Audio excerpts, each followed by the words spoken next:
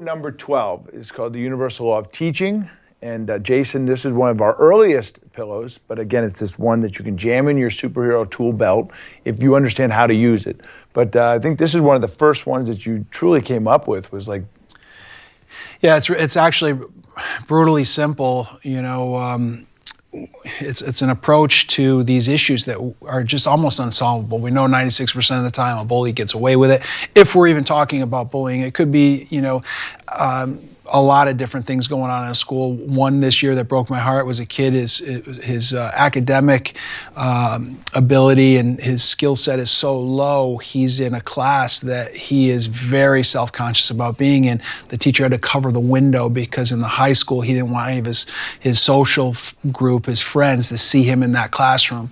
And I think, you know, strategically, it's quite simple. What we need to do is recruit kids to help him, you know. So this one mom, you know, this is the 13 pillars are ready for anything that comes through that door. So you got a kid who has severe anxiety about his academic abilities or limits, and you got another kid who is being bullied intensely on the bus by a group of girls, and you have parents that are both at their wits' end. And what can we do? Or we got a young lady who's being cyber bullied by a group of girls because she's physically more developed and attractive than some of the other girls, and she's getting a lot of attention from juniors and seniors, and she's in 10th grade, just like Hannah was from 13 Reasons Why. So how do we, you know, try to put a dent in these major problems and issues that are going on in these kids' lives? And I just recruit some kids that I have, and my universal law of teaching is that I have, you know, 5 to 100 kids that'll run through a brick wall for me. So no matter how difficult the task, I know I can name 5 kids right now that I could probably text or snap on my Snapchat that I could have waiting for me tonight when I get home, or tomorrow morning if I need them, or next Wednesday at 3 o'clock after school. So I have access to an army of kids that'll help fight this war on hopelessness. And I think we forget about that because the common response is the email that goes out, keep an eye on so-and-so because she's being cyberbullied and her mom said she's in major crisis and you're not allowed to talk to her about it because she's really upset. Or you'll get a call from a mom and say, what do I do? My son doesn't want to come to school. This group of girls is picking on him. He swears at me in the morning because he doesn't want to get on the bus, but I have to put him on the bus because I can't get him to school by driving him. So, you know, what I do is I say, well, who's on the bus? You know, is there one of those kids on that bus that's a soldier? And that's why I think special areas really has an impact on a school climate, because the music teacher, the art teacher, the phys ed teacher, the librarian, and there's even other specials from speech and language and reading that are in there. And I think that those teachers have large populations of kids that love to come to us, right? And let's leverage that. So I, for this kid that was riding the bus that was getting bullied by a group of girls and just had this like really toxic existence with his family that was usually quite pleasant as an only child. He had a quite positive experience with his mom, but he was swearing at her and just his mood changed and he was struggling for a couple months. And it was these girls on the bus calling him gay every day. And all I did was just a little research with her permission, with his permission. I conferenced with him a little bit and I found out who was on that bus. And it happened to be one of these kids that was in my training program to be a superhero. He was in my wrestling program and I had a strong connection with him. There was a few others that I feel like I was connected to too that were in middle school that were socially strong. And I just said to this one kid, Brandon, I said, hey, would you do me a favor? There's a kid on that bus that is struggling with a lot of negative energy in his life, and I think if you sat next to him and had some conversations, he would benefit. Yeah, coach, no problem. I said, are you sure? It's kind of like high-level stuff here. I'm asking you a big favor. This isn't like, do it one day and not do it again. I need a commitment. No, I can do it. I'll do it. So I just kind of teased him with it and built it up and made it really important to me. And I explained to him that it was Matt, and I got Matt's permission, so I didn't compromise Matt's, anonymity. So Brandon sat with Matt, and they started having conversations, and I see kids every other day. So, hey, how's it going on the bus?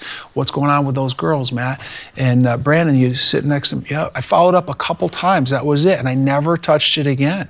And then in June, and this happened in like February, and in June, Matt's mom sent me a message and thanked me. It was actually to both of us, and said how much she appreciated the work that we do with Sweethearts and Heroes, said that we saved him from his private misery, and that she had tears in her eyes. So I don't know if we saved his life, because she said you may have even saved his life, but she was making the connection to kids who feel hopeless in the crisis that he was in, to self-harm and suicide. And I don't necessarily know if I, saved his life, but I know Brandon had an impact on him that changed the trajectory of his 8th grade year. And it carried on into high school, and that was the class that we did the keynote for, or the commencement speech for, at graduation. And really the moral of the story is every teacher, this is the universal law of teaching, has 5 kids that'll run through a brick wall for you. And I openly say this to teachers when I go to school. I say, you may be the worst teacher in school, but you've got little Jane that, hey, can you take this to the office for me? Oh yeah, and she just loves you, and she's yours. And that's your opportunity. Because as Jason started this discussion, 96% of the time, that negative behavior, it's never caught.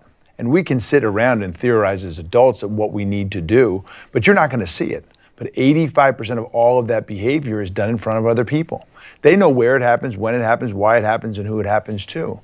But it's tough for them as PAC members to break PAC code and turn people in and say this is happening. But when you empower them, the young man, that was injured, that we talked about a while ago, that was one of his soldiers. It was one of his 5.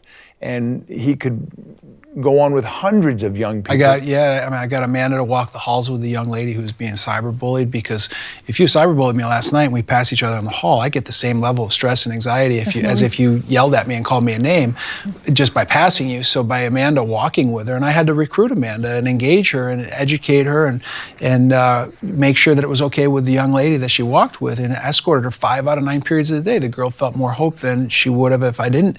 Instead, the norm would be us being aware that this girl's being cyberbullied and just keep your eyes open. It doesn't accomplish anything. So we got to employ these kids on the front line and give them the strategies of hope and action.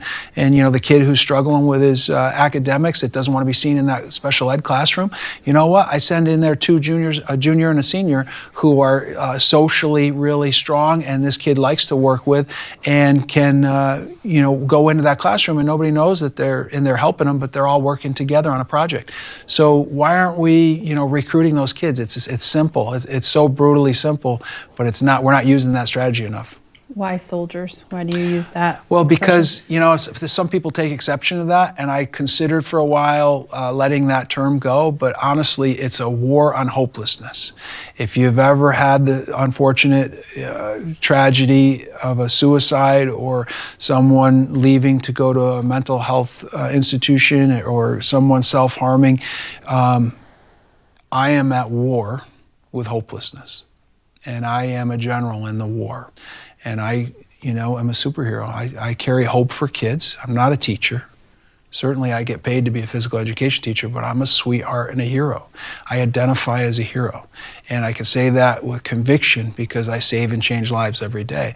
And if I see it any differently, things like Parkland, Florida will make me want to quit my job.